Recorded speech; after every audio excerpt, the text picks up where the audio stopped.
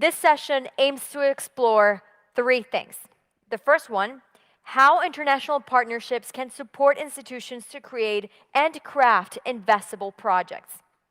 How IPAs can then be an even more critical partner to investors, and how to measure the benefits of the project. These will be three key items that we will be discussing today. This panel will be a bit shorter than the previous ones, but we will go straight to the point and be concise because it will be moderated by the wonderful Courtney Fingar, the editor-in-chief of Investment Monitor. She is also a widely known commentator on international investment trends. Her 20-year career in business journalism includes running the Financial Times magazine and serving as head of content for its associate data division, Intelligence, the FDI Intelligence. Now, she has covered business stories in more than 80 countries, and she's a popular moderator and keynote speaker at economic and investment events worldwide. Please give her a round of applause. Now, for our speakers in this panel, we have Aji Veres, the director of the UNDP Representation Office in Geneva. Ms. Veres is responsible for UNDP's external relations and advocacy, as well as UNDP's Geneva-based policy and program work. We have Dr. Ajay Mathur, the Director General of the International Solar Alliance. Now at ISA, he focuses on enhancing solarization of the world and convincing leaders of the world that solar is the energy supply of choice of preference.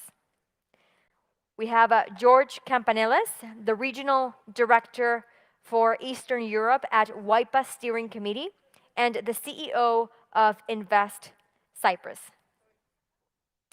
The remaining speakers can please go ahead and be mic'd up right to the right side of the stage. Those speakers that I have already called, please feel free to walk in and take a seat. We have also James Zahn, the Director of Investment and Enterprise at the United Nations Conference on Trade and Development, a position he has served since 2009. Mohamed Youssef Moula Yacoub, I hope I'm pronouncing that well, the Assistant Director General for Business Development in Kuwait Direct Investment Promotion Authority, and he is the Regional Director for MENA at WAIPA Steering Committee. I think we have everybody now. So Courtney, the microphone is now yours. And thank you for the kind introduction and for the opportunity to lead this panel. It's a little tricky one. It's the graveyard shift, obviously, and you've heard a lot of speeches and talks already. So our challenge is to give you something that you've not heard yet and obviously send you on the road back to your jobs and desk and locations with something useful. I think that we can do that, can't we? We will also promise to leave you time for questions. The session will not be an hour and a half. We'll try to be efficient, keep it at an hour, and give you a chance to ask questions. That's the deal that we'll make with you in exchange for your rapt attention and participation in the session. Now you've heard the explanation and introduction of the session, so I won't spend too much time on that, but really the idea here is to solve a little bit the conundrum of supply and demand. So of course there is demand in that investors are searching the world for opportunities, and actually there is some liquidity, some money looking for good places to go. There is not always the supply in the right places of the right type to meet that demand. So we want to try to solve how do we match those two things, and we will hear firsthand from some investment promotion agencies on how they're solving this riddle and trying to provide an adequate pipeline of investable projects, and ideally, of course, projects that also help meet development goals, because that's the real the real icing on the cake, and we will also hear from experts working in international development as to how they see that gap and how it can be filled. But first, we have a real treat, and that is we can hear firsthand from an entity that will be very well known, I assume, to all of you. DP World is, of course, a global logistics operator based in Dubai that specializes in cargo, logistics, port terminal operations, maritime services, and free trade zones. In some of your locations, you may well have DP World present, or maybe you would like to. But we have here someone who can help tell us how a DP World sees the world and how you look for opportunities as you scan the horizon. So please give a warm welcome to Rizwan Sumar, the Managing Director of DP World. And we will have a fireside chat with no fire, but I'll just pick his brain for a little bit as to how he views opportunities and what some of the challenges are, which again, I hope you might find as useful advice. And then we are going to have a video message from AJ Mather, the Director General of the International Solar Alliance, who sadly could not join us but would like to give a statement to you all. Then we have an MOU, and then we will have a brief panel discussion. That's our agenda. So let's get to it because I'm extremely keen to hear from Rizwan. So as a global logistics operator, you have a presence in geographies all around the world. How crucial is it to create and craft investable projects at the ground level in the places where you're working or looking to work? Thank you very much, Courtney, and it's a pleasure to be here and to interact with the audience. DP World is a logistics service provider, end-to-end logistics service provider, present in more than 50 countries, and we have a big ambition to actually be in many more going forward. And therefore, being present in this esteemed conference gives us a chance to interact with the investment promotion agencies. More importantly, to actually understand their expectations in terms of what the specific country needs. But also in terms of aligning our interest in terms of investing in that specific country. So I think here it is really about dialogue, a constant dialogue to understand and align expectations and to actually continually give feedback in terms of what interests us in that country, and the country itself would actually give us feedback in terms of what they need in terms of both infrastructure, but also in terms of the logistics supply chain. So I think aligning expectations, constant communication and dialogue is really the key to identifying investable projects. I think the presentation of investable projects is also very important. So pitching the right project to the right investor requires the investment promotion agencies to really reach out to the potential investors and not just, I would say carpet bomb as such, but do their homework in terms of which investors would be actually more interested in specific projects, and then actually align with them in their expectations of that country. So I think this is really the key, and the motivator is really FDI, right? There is a huge importance of FDI both in developed as well as developing economies. For every $100, and I think there is an IMF research to that point, that for every $100 that comes in as FDI, almost $80 corresponding to that goes in increasing the domestic investment. So FDI also spurs domestic investment in that country per se, right? And almost 30%, I would say, and again, there is research out there from IMF and World Bank that FDI has a direct correlation with increasing the GDP of developing economies to almost to the tune of 30%. Right? So obviously the huge motivator is FDI. We also know that developing economies actually benefit a lot more from FDI than developed economies. So I think here also resource allocation from companies like us, but also in terms of developing economies to actually reach out to private investors like us help a lot. So I think there is a very strong motivator, least of all where FDI is concerned. Yes, well, the motivation is clearly there. The benefits are obvious, but let's talk a little bit about what goes wrong sometimes. What are the pain points that you think investors are experiencing, and what are some of the mistakes that IPAs might make? So IPA is, the way I see it, is a one-stop solution for us. The first agency or entity that we actually reach out to is really the IPA. And we've got really excellent experiences so far in terms of them fulfilling the one-stop solution role as such. They have a direct, because of their influence in the country, right, that they represent.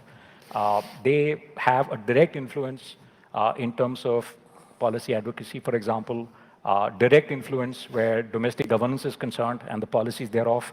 And so therefore, that influence should be fully leveraged by private investors like us. So this is the real value that they actually bring to the table to private investors like us. So I think that's clearly the big value that they bring to the table. Pain points are typical in that sense, right? Transparency, level playing field, dispute resolution mechanisms, because, like it or not, I mean, everything is not there upfront when you make a deal, right? And once through the concession and once through the PPP, one realizes that there are lots of issues that actually come in. There are lots of road bumps and speed breakers that actually come in. And those have to be resolved as well. And the market also changes all the time, right? So, the assumptions that you actually make when you start the deal is very different, 15 years hence or 10 years hence. And therefore, the comfort to investors like us to make sure that, there would be that dispute resolution mechanism that is speedy and just in that sense. So I think the pain points are essentially this. And IPAs cannot solve everything, right?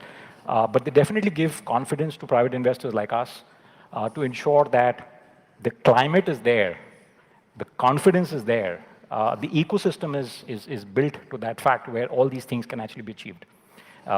And they also give you the comfort that there is a single window shop as such, where we can actually approach them and they can actually point us to the right stakeholders. They can actually make sure that the issues are actually resolved in a speedy and a just manner. The timelines of your projects are fairly long, so how can you be sure of the continuity and the long-term security of your investment in a world where there's so much flux? Courtney, that's an excellent question, and we've had this in many countries, right? Where, as I said to you earlier, that the assumptions of investment change through the concession period. Sometimes it's 30 years, sometimes it's 60 years. A lot can change in those 30 and 60 years. And sometimes when concessions are written, they're written for the length of the concession and they cannot be negotiated. And this is something that we look for wherever we actually invest, where there is flexibility in terms of concession negotiation with clear reasons, not frivolous reasons, but very clear reasons that are justifiable in that sense. And this is one very important point. The second very important point is that if there is a dispute, then that dispute is resolved in a way that actually brings the two parties together and comes to a win-win situation, not necessarily going for legal battles, which actually then sometimes continue more than the length of the project as such, right? So I think these are the 2-3 kind of points that I would actually like to highlight in terms of what changes during the course of the concession. Okay, and in terms of some of the practicalities of, I guess, creating and making projects investable based on your experience, what works in terms of even models or structures? For example, what's the role of PPPs? Are they useful? Do you like to work under that mechanism? Yeah, PPPs are very, very useful. I'll give you one example. 25 years back, we had the first PPP concession that was awarded to us by the government of India in the port sector. And of course, at that time, both parties, were kind of, anew in this geography of India, right? The government of India had not actually awarded a PPP concession in the port sector. We had actually not played in that market. And we could only bring things which worked in other markets as such. So we actually bought a lot of information from other markets where things actually worked for us to the Indian market, and the Indian government actually listened to us. And this is a very, very successful investment that we actually had. PPP has to be actually structured in a way that there is a win-win situation for both the private investor and the government, needless to mention in that sense, right? And it can actually work very well. There has to be a long-term concession. It cannot be a 10-5-year, because infrastructure projects require a long-term concession, simply because there's a lot of investment that one actually does, not just at the start of the contract, but also during the contract in that sense. So for example, in the port sector, we have to continually invest in bringing in new cranes, in new, technology, in terms of digital technology, et cetera, right? So there's a lot of that investment that goes through the entire concession period. And one wouldn't invest if you did not have the length of time to your advantage per se, right? And that doesn't therefore work. And then again, as I said to you, dispute resolution is very important. That has to be built into the concession, contract in that sense. Yeah, I mean, these are the few points that I would actually say about PPP projects, at least. Do they always make sense? Are there cases where the PPPs might do more harm than good and even impact negatively on investor sentiment and experience? So these are the typical issues that we actually face, which is extended dispute resolution or not a clean dispute resolution process, where inevitably then you reach the courts, and that's where things actually go really sour for the investor as well as for the government in that sense. And that also acts as a deterrent for further investments, because other investors are also watching you and how successful you are with these PPP projects for the government, right? So it's not a standalone kind of example only between the investor, that specific investor, and the government. It's the world that is actually watching you in that sense. So it is critically important that one actually makes this work per se. For me, I think it's also about the negotiation of the concession during the course of the concession period per se, right? Because the markets change, and in many countries we've seen that the concession is cast in stone, right? And then you have to reach the courts again to actually tell them that the market has changed. The investor sentiment would actually change. The need for the investment in terms of the returns would actually change. And courts don't necessarily understand the commercial angle.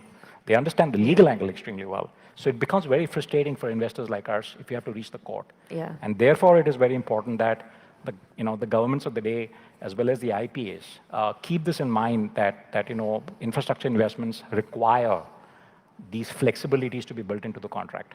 So these are the typical issues that we actually face in the countries that we operate. Okay, thank you. Final question, because I think some people in the room might be keen to know, are you open to opportunities anywhere, or are there particular parts of the world that you are viewing with unique interest right now? So we are open to, we are present in more than 50 countries globally in that sense, right? And we are open to almost every geography. And I say almost because there's always some geographies which I actually prefer over the other. But I think at this forum, I wouldn't kind of mention which geographies I would prefer, but I think we would be open to almost every country that we actually, that is basically also present. I saw the list of the IPAs present in this room, and we will be open to almost every country to invest in. Absolutely. Great. Thank you very much. There you go. You can pounce on him when he comes off the stage with your investable projects. Thank you very much. That was very interesting. I'd love to ask you more. I hope we can keep you here for the purpose of the panel. Now, I believe, if I'm not wrong, we have a video to show by Mr. Mather from the International Solar Alliance, as he was not able to join us. Do we have that? Hi, I'm Yes. Ajay Mathur, the Director General of the International Solar Alliance, and I'm delighted to be with all of you. I particularly want to thank WAIPA for inviting me to this session. This session is extremely important for us. At the International Solar Alliance, we are reaching out to a range of institutional investors to invest, particularly in developing countries, in solar applications. This is important today, because what it helps to do is to move us all in developing countries to a path of zero carbon emissions from the energy sector. As the world, we are already at 34 gigatons per year of carbon emissions, and it is said that even at 36, we would probably be not be level by 2100, but probably will lead to 2.7 degrees rise. In other words, we have to start decreasing now. But the question is, how do we attract funding into the solar sector and in developing countries? What we have seen is that globally, last year, 2021, saw a huge investment occur in the solar sector, but largely in the developed countries and in China. Globally, about 192 gigawatts of solar capacity was set up, attracting about $200 billion. but 74.6% of it went to the OECD countries in China. This is because this is where the risk mitigation was. When we look at places where no investment is occurring, or very little investment is occurring, we immediately see statistically the entire continent of Africa, where last year only 5% investment occurred. And then we ask ourselves the question, what can we do? We want your help. Investors are willing to come in, but investors want a degree of confidence that they will get their resources back, that there will be a range of projects that they can invest in. As the investment promotion agencies of a variety of countries, you know that one size does not fit all. You know that as companies come in to invest, they'll be looking at a variety of things: land, power purchase agreements, the ability to take the royalties out of the country. All of these things have to be put in place. And ultimately, there's nobody other than the IPAs to do that. We, on our side, are creating a risk mitigation fund, which would help mitigate the risk to bring investors to these countries, whether it is to the creation of a fund for first loss guarantee or for a payment guarantee mechanism. This will bring people to the table, but we want to keep them there. We look forward to the IPAs interacting with the investors to provide them the degree of comfort, lower the risk, so that they can bring in investment into the solar sector, into the developing countries. I thank you for your attention.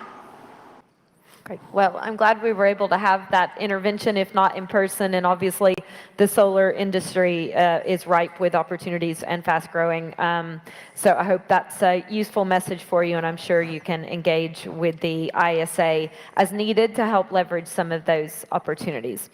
Before we have carry on with our discussion and have our panel session, something very much in line with what we're talking about, and as a follow-on from an earlier panel on SDGs, the UN Development Programme's SDG Impact, which is a flagship initiative working to accelerate private sector contributions towards the Sustainable Development Goals, has entered into a partnership with WAIPA to work together towards that end. So we have with us Aggie Veras, Director of the UNDP's Representative Office in Geneva, and I believe she will be joined by a representative of WAIPA to just observe and recognize this MOU.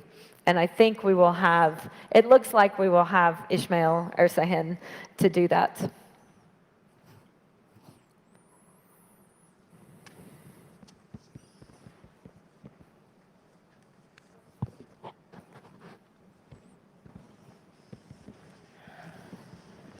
Thank you. Hey.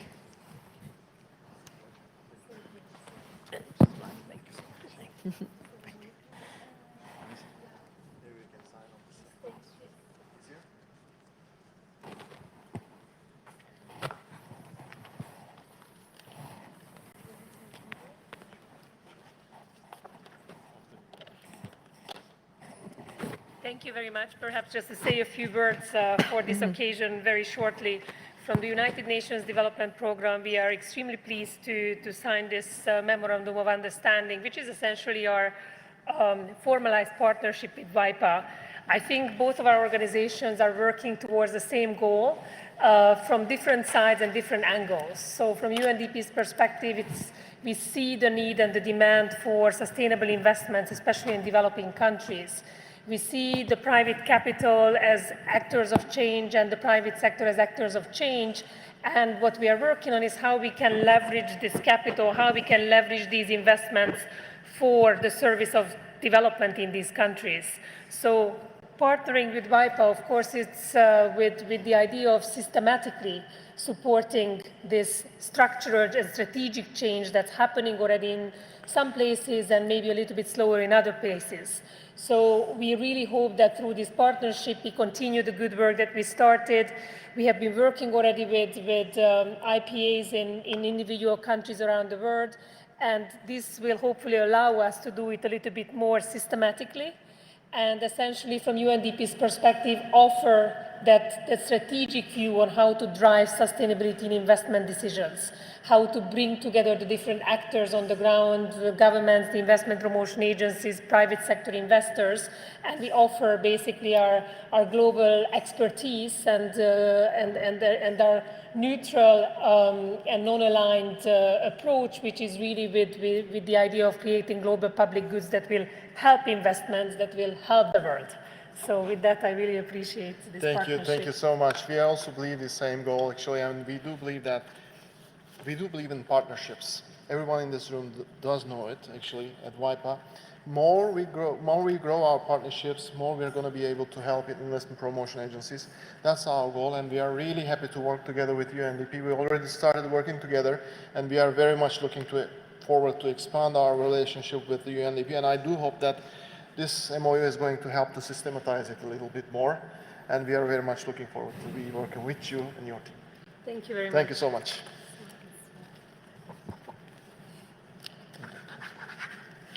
All right.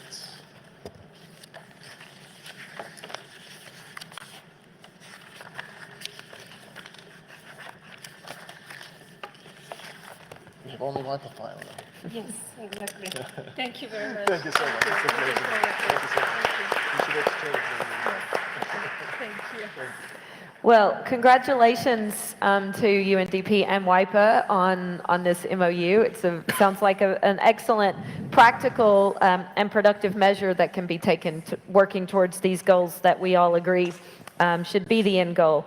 I'll turn to you now, Aggie, while we're sort of thinking about UNDP and your activities. And first, I'm very curious, your insights as to how some of these mismatches between investor interest and development needs could be overcome, and what kind of technical assistance do entities like yours provide to help bridge that gap? Thank you very much. I think I'll start with a little bit of a global perspective, although those in the room may be very familiar with it. But the picture we're essentially looking at is that we have 84% of the world's population living in developing countries, while we only have 20% of the global capital in these countries. So we need to accelerate progress in investments, and we need to accelerate progress towards investments that matter for those countries. So from UNDP's perspective, we have been looking at it for years now, and of course with other partners globally and on the ground, it was obvious there are certain very specific obstacles for this to happen. And one of them is about simply a part of the risk management and part of the issue of having the market intelligence for investments to be attracted to these countries. So to overcome that, and then to address another issue, which is that investments may not go to the right investments, because we don't just want financing coming in. We want them to go to the places that are relevant and needed in that country context. So what we were looking at is how we bring these two together. How are we driving capital towards the needs of the countries, and how we are driving it at a much bigger space, removing some of the obstacles, creating the market intelligence, managing the risk for investors. So one of the approaches we came up with is to work with local actors, with the governments, with promotion agencies, to create the investor maps. And the investor maps essentially identifying investment areas that are aligned with the priorities of these countries. So looking at the country's development priorities, identifying then out of these development priorities where investments are lacking, and what would make it attractive for those investments, and what are the particular investment areas where the country would like to attract more capital. So this essentially ended up creating these investment area identification, where we have identified the risk, the return on investment, and going down to the level of a particular area where investment can be made. Now, what's important here, and this is where I think the role of IPAs is extremely important, that it's not enough to identify these areas. Of course, what investors are looking for are bankable projects. They're looking for a pipeline that they can invest in. And I was very happy to hear from you that you work very, very closely with the IPAs and most investors or most larger private sector entities entering a country want to look at it as a one-stop shop. So that's why it's from our perspective very interesting and very important to bring these tools, to bring this market intelligence, working hand in hand with the local ecosystems, working with the promotion agencies, so that these are built into the strategies of the promotion agencies as they talk to investors, but also to work with the local ecosystem aggregators, private sector, and so forth. So there could be a next step done, which is essentially creating the pipeline and the investable projects. And we have very good experiences in many countries. One of the examples that is often quoted is Ghana, where the pipeline builder was actually backing up then the investor maps. So that created the entire package that investors looking for, not just the prioritization and risk and return on investment analysis on where to invest, but also then specifically breaking it down to actionable pipeline. And later on, I can say a bit more, not just on the what can be done and what we're doing to support it, but also on how we are doing it. But maybe I'll stop here. Sure. Well, first, the question I'd have about the maps is when you look at the maps, do they indicate any particular areas of untapped opportunity? What does the maps reveal in terms of where perhaps investors should be looking and they're not? Yes, exactly. Essentially, it's identifying opportunity areas to the level of, for example, to give an example, in Armenia, the telehealth sector, which is a lot of potential because there are not a lot of actors. And then, of course, it contributes, and this was, I think, identified around the COVID times. It contributes to the transition of the country on to the digital solutions for healthcare service delivery. And at the same time, it doesn't just identify the area, but it also gives 20 data points with that area, and specifically a return on investment, an estimated return on investment, and the risk factors and so forth. And then from that on, basically the investors can take it on and work with the local ecosystem to identify the opportunities. Thank you. And where do we find these maps? If you want to give a plug They are for online. We can, of course, share, but if you just search for investor maps UNDP, I'm sure the famous search engine will give the answer to you. Great. Thank you very much. Now, we've been talking a lot about IPAs, what you could do, what you should do, what you don't do. Let's actually hear from investment promotion agency leaders, and we have two here. So I'd like to ask Mohammed first and then George. Do you take on board, do you also experience some of these challenges that have been identified here on the stage as challenges involved in creating this pipeline of investable projects, and how do you deal with these challenges? It's really challenging. Thank you, Courtney. It's really challenging now, and trying to get all the pipelines trying to face the challenges that facing the world today, from the pandemic to the inflation and the war, and all of these challenges that really need to direct for the government to address and change rapidly their policies, trying to help. We're trying to identify even our position and what is needed in order to close this gap by getting more of new policies that really need requirement, overtaking some of the bureaucracy that happened, and trying to work closely with the investors. I remember before we used to listen. Now we are more of strategic partnering with them in order to make sure that their success and they're aligned with the vibe of the investment that need to be done for each and every country, actually. Now we're strategizing together rather than listening to them and just go back to them and the time they need it. But now we're more working together, trying to take the load of the government paperwork of them in order to make them focus on their investment, make their investment very successful, and make their investor journey as easy as much as can, because we need to reach the goal. At the end of the day, we would like to have very successful in order to face very successful investments as much as we can in order to face these challenges. And are these is a similar experience that you have at Invest Cyprus? Yes, thank you. Of course, the role of IPA is dynamic and changing, and according to the needs of the times. And of course, the COVID expedited the transformation of the way we promote, but also increase in many circumstances the mandates that we have, and also the expectations of the government from ourselves, the IPAs. In the case of Cyprus, we've seen that that transformation to take place, and our strategy, which is based on mainly two pillars. One has to do with attracting more and more international companies with high-skilled and talented employees, and the other one has to do with attracting investment for greenfield projects. From the moment that the government introduced a number of sectorial strategies with national targets to be met, and overall an umbrella long-term growth plan, the Cyprus Vision 2035, that immediately meant to us that we need to support the government and the state to materialize the targets, whether these targets are in the hospitality sector, in the healthcare sector, in the education sector, or whether is some specific targets to be met in the renewables.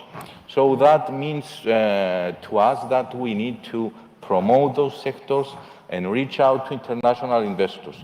By doing this, and by also following the competition and following the best practices, we end up having a knowledge.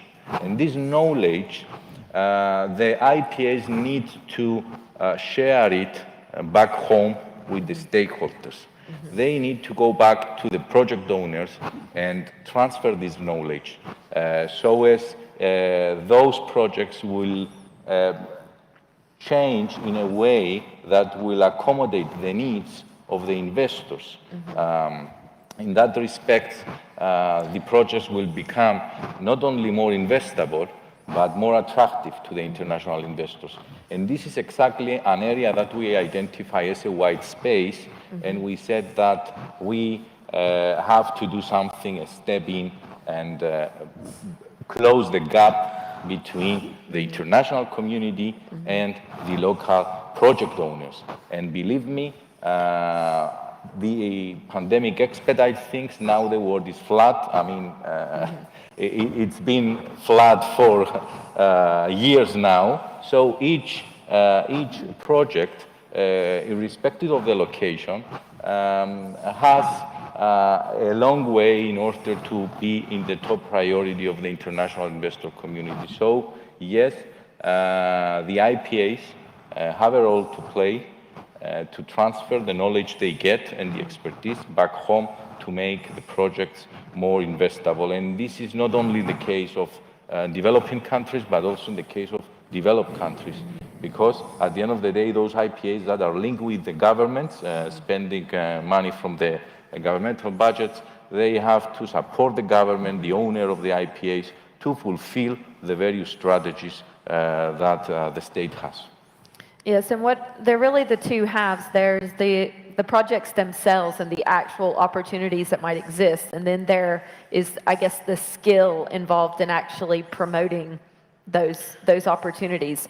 How much sway or influence or even control do you have as national IPAs over what those strategic priorities and projects are? Because that pipeline is in some ways contingent on the overarching national development strategy. Yeah. Are you at mercy of what those might be, and you need to promote it either way? Look, sometimes when there is a plan behind something, for example, recently the government of Cyprus introduced a strategy to attract companies and talent for specific sectors, high-skilled people. So we are in a position to understand what is coming in the next few years. Only this, being able to transfer the message back home to the project owners, what is coming, and giving them the time to address the demand that it's coming, we believe that we play a significant role in at least expediting things. And, you know, the speed is very important in our case. It's not about landing X investments, but it's about how long does it take you to do that. Mohammed, what would you add to that? Yeah, country vision as already has been done a long time ago, and now it's even thriving. And every country would like to, for example, our country would like to diversify their economy and would like to attract more people. And this opportunity actually bring us together for the country and of course their commitment to the SDGs and their international commitment to close the gap between the investment pipelines in order to make sure that these investable, let me say, projects are done for the right investor and the right time. One of the main challenges here is our role it's been founded to help the investor to get into the country and to get to the right information, right investment and right project at the right time. The thing that we're looking for, mainly for countries, different countries, maybe they compete with each other, but I think there is opportunity in every country to make sure that the big major investors are spread or expandable enough that they can look for an investment for now and the long term. From an investor perspective, they would also see the cost. The country would help as much as possible to get the ease of interest to the country and help them throughout the investment journey. So this is one of the things, challenge that investors and IPAs should really come to a common ground or common goal to go through it according to the country's priorities now. Yeah, ideally, yes. Yeah, Thank you. Yeah, just to add my perspective to this, that the infrastructure pipeline is very critical, as my colleague mentioned out here, right? Because that just gives also the confidence and the comfort to investors like us that these are not short-term projects, that you have a pipeline for the long term as well. Because the way an investor sees demand and supply in a specific country may be different from the way the government of the day actually sees it. True. Yeah. So I think alignment around the infrastructure pipeline is also very critical. And I think IPAs can actually play a very important role in getting that feedback from investors like us, but also actually then aligning it with what the government is thinking, in terms of what the country needs in the longer term. Yeah. And I think the second point is that if investors like us invest in a certain infrastructure project, we would also like to see what kind of competition and extra supply that would actually come in over the next, say, 15, 20, 30 years, right? Just so that we're able to actually then kind of align the supply with the demand as we see it. So I think it just gives that comfort as well, so that, we kind of take feedback from each other and align on that infrastructure pipeline as well. Yeah, of course.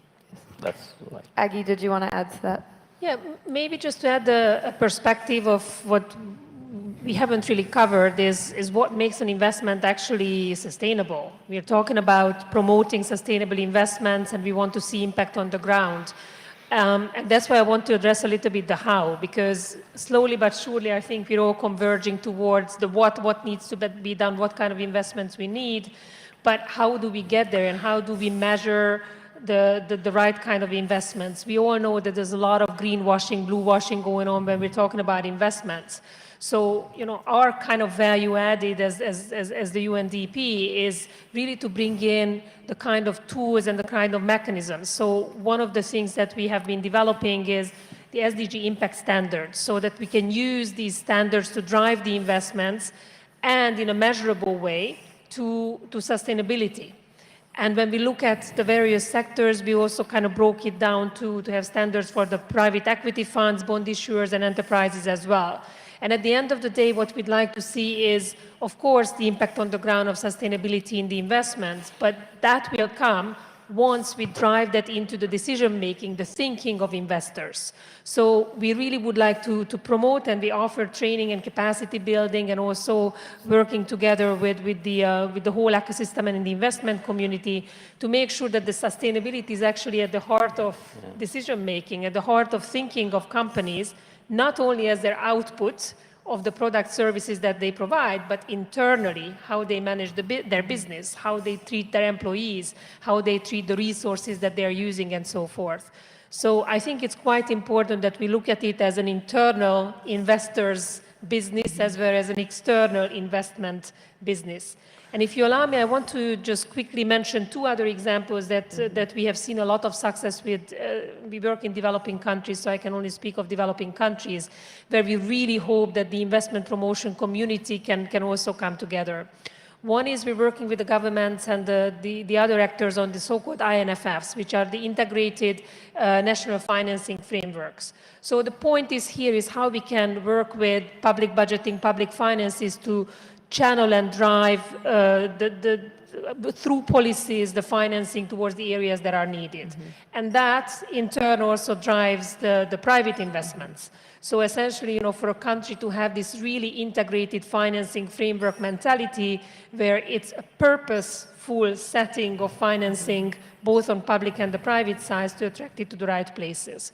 And the last example I want to use, which we see more and more success with, is how do we help governments and municipalities also with debt instruments? So essentially, it's the idea of a debt swaps. So develop the kind of bonds, the kind of instruments, debt instruments for sovereign bonds and municipality bonds as well, where we have SDGs and the sustainability built into these instruments, and that can be offered for, beyond the traditional investments mechanisms. Thank you very much. I think at this point we will open up the floor to questions. We've got about 15 minutes. So I hope you've got questions here. And when you do, please state who you are and who you represent. Gentleman here in the second row. Hi, my name is Jude Nzako. I represent, come from Nigeria. I got two questions. My first question will be for the gentleman, the investor. I forgot, I didn't get the name. I know you've worked with on the PPP arrangements in your current role. Would you help to elaborate a little bit on which PPP options that you find more favorable or comfortable to work with? Would you give us an idea? Yeah, no, I think that's a good question. So the framework that we are most comfortable is, as I said to you, long-term. It has to be a long-term concession because, typically these are infrastructure projects per se. The second is that, as I said, the dispute resolution mechanism has to be built in very, very strongly in the concession. Third is that during the concession period, there has to be a review mechanism basis, the market changes, basis, certain environment changes, new goals in terms of sustainability, for example. These are things that have to be actually, that flexibility has to be actually built in.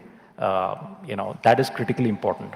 And the way I see it is that, at the start of the PPP concession, it has to be a very clear win-win, right? So there is an infrastructure gap that we are actually trying to fill, which the government is also recognizing per se. And then the last piece, the way I see it is that there has to be like a no-fly zone or something like that actually, which kind of gives the comfort to the investor that the extra supply will not actually come in, unless there is a demand that actually kind of is there. So one of the popular concession clauses that we actually, suggest is that, if you reach a 60 or 70% utilization, only then a new project is actually bought in per se, right? Another point that comes to my mind is the regulatory framework. In some places, there is a huge deficit with regards to supply, right? And here we entertain regulatory mechanisms, but the regulatory mechanism also has to have a life, right? It cannot actually run through the entire concession period. There are phases in the economic, progression of a country where, there is enough supply that comes in during the concession period. And so therefore, there has to be a process where the regulation needs to be eased so that the market tariffs and the market conditions can actually be applied rather than actually a regulation based on certain principles that actually happened way before Right. the changes happened in the market. So would it be interested in greenfields, brownfields, or what kind of Yeah, so I projects think do you- for sustainability, for example, there has to be a lot more greenfield. I mean, we see a lot of brownfield because there is a lot of risk associated with some of these things, right? And we also want some kind of, I would say, comforts in terms of the political stability and some of those issues that we actually have, right? So some sovereign backing also helps to actually promote investor confidence in that sense. So I think that's the, I mean, greenfield obviously carries a lot of risk. And so therefore, there is a risk return angle out there actually that investors have to be comfortable about. And the way, we see is that, we obviously prefer brownfield, right? But, the need of the hour where the government is concerned is usually greenfield in that sense. So therefore, sovereign backing, all these things actually count a lot. Right. Thank you. I think I'll be brief in this second one. It's more of an appeal rather than a question, which I'll refer to the WAIPA gentleman, the UNDP, and in fact, at this stage, I also have to thank UNIDO. I think they made it possible for me to be here and some others for this very conference. But going forward, there's still need for more support for IPAs because a lot of discussions here today keep mentioning IPA. They need to be more involved in identifying projects, investable projects. But one point still remains there. Funding remains an issue. So I would really want to see the WAIPA, the World Bank, and others involved in coming up with a policy to support directly IPAs so that they can discharge these duties. Because without doing that, it's not possible to guarantee inclusive economic growth that we talk about under SDG.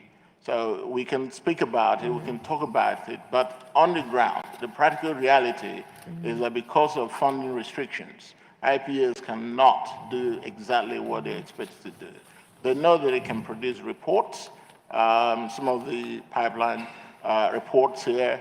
In fact, some countries in Africa at this moment, I can assure you that they won't be able to afford baseline reports for you to be able to even venture into their countries. So there's need for support in order to see IPAs do the work they're expected to do and also to help the country.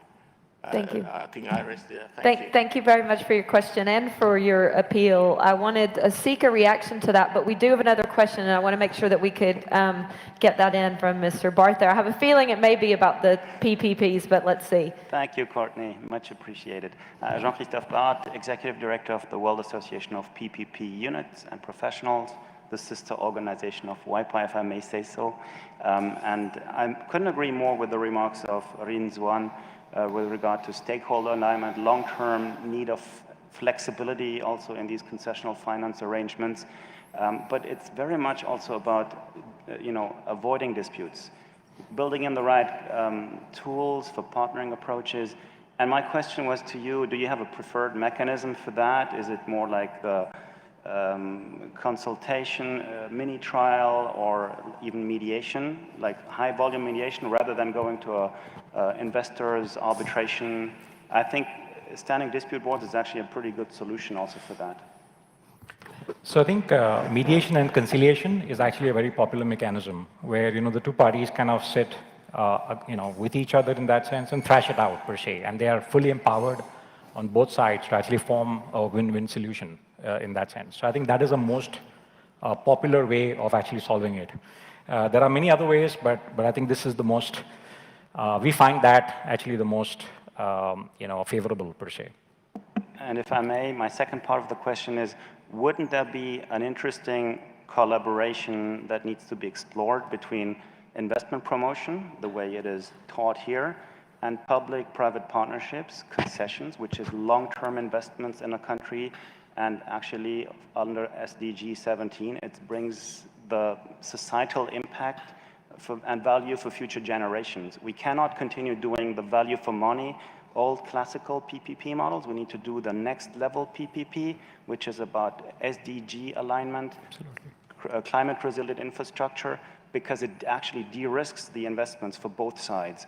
And I think this is maybe an avenue to explore together. Thank you. Thank you. Third question, and probably the last one we'll squeeze in from Henry Lowendow. Hi, everyone. I'm Henry, CEO of WAVTech. So this kind of relates to the question from my colleague from Africa. So in terms of investable projects, especially if you're a developing country IPA, how much kind of feasibility study do you need to do before you present that project to discuss with investors like DP World? I mean, do you really need to do the full feasibility, all the financial modeling, and so on? And actually, do investors really believe those financial models anyway? Because maybe you do your own model. So I think it'd be really useful to understand, what are you really expecting in terms of level of detail to have that kind of first look at an investable project? To me? Yeah. Okay. I think that's you again. No, so you're absolutely right that we have our own financial modeling, right? So, I think the best way, in our opinion, is that we actually handhold each other. So as soon as you actually identify a project based on a certain demand, both short and the long term, one actually works together, with the concerned ministry or with the concerned department in the government through the IPAs, ideally, so that, we're able to actually, ensure that that demand is getting the right supply and the right conditions of that supply. Both are actually important. And I think the more aligned we are on the assumptions of the project right beforehand, the less issues we have to make the project investable. And there is no other shortcut. This is the only way we feel is the best way in that sense. And therefore, the dialogue and the communication and being aligned right from the start is very, very important, including pitching the project to the right investor. Because then you're actually, channelizing your resources with the right person and hand-holding each other to actually take the project to fruition. Thank you. I'm happy to add to all three just a quick word, maybe starting with yours as well. I mean, we have been discussing with investors on various continents, various countries, exactly this question, is what is both with investors and those looking for investment, what is the level of detail that they are looking for? And I've heard it so many times from the investors that they really look for bankable pipeline. And then if you break it down what it means for them, it's exactly coming with these kinds of feasibility studies. And a lot of times what is frustrating at the level of the investment opportunities is that, investors are saying, we don't have pipeline. And the countries and the investment opportunity bearers per se are saying, we have gazillion projects that are looking for funding. So there is a mismatch because there are gazillion projects that are looking for funding, but they are not structured, presented in a way to the investors with these kinds of, kind of financial analysis and data, risk analysis, return on investment, everything that it has to come with, that they consider as a bankable project to even look at. So I think that's extremely important what you raised. And a quick point on the other two questions. I fully agree with you on the PPP because one of the things that we are trying to address is exactly bringing these actors together because the interests, if are standalone, are not necessarily going to the synergetic sum.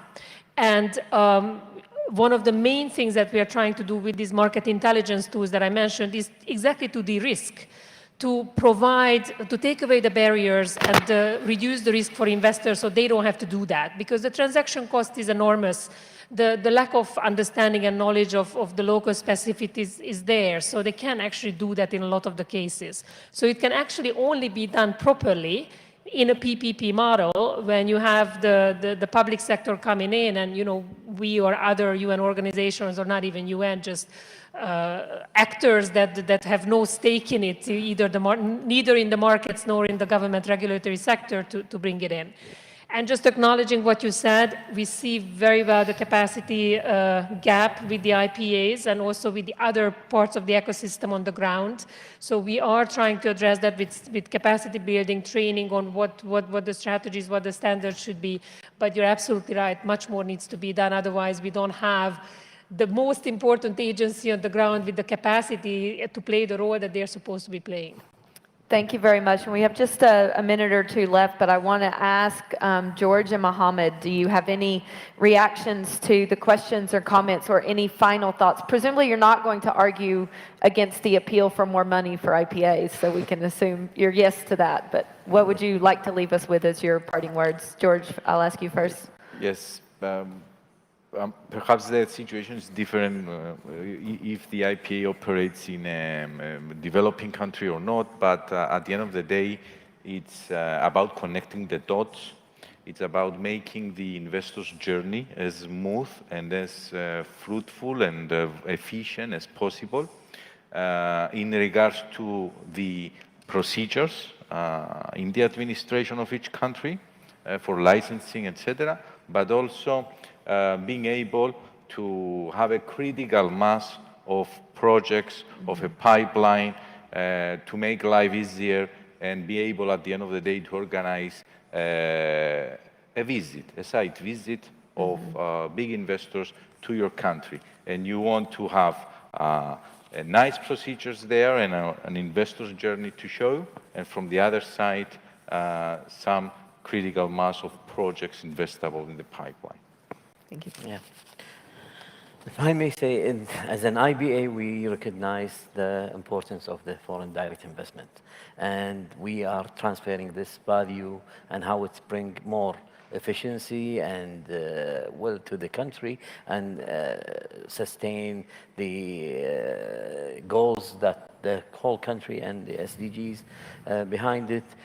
Countries and IBA should go to the investors and bring them and pursue them and make sure that they get the benefit. Maybe sometimes the investor doesn't have this country on the radar or the investable map, for example, but yet IBAs should pursue it directly, offering them more than incentive, offering them like, for example, not just aftercare and what we usually offer, actually for looking for more partnership through the PPP or more incentives such as exclusivity or free land or vacations, something like that. Even maybe it might reach to supporting them to the beginning in order to get their business on upper roll, so they can get this feasibility out of this investment and achieve the country goals. Of course, yeah. So that you're talking about being proactive in terms of bringing those opportunities directly to. And also just to supplement, there's also a liquidity trap that we see, right? Because the developed economies get a lot more funding, get a lot more liquidity. There's much more money chasing fewer projects. Yeah.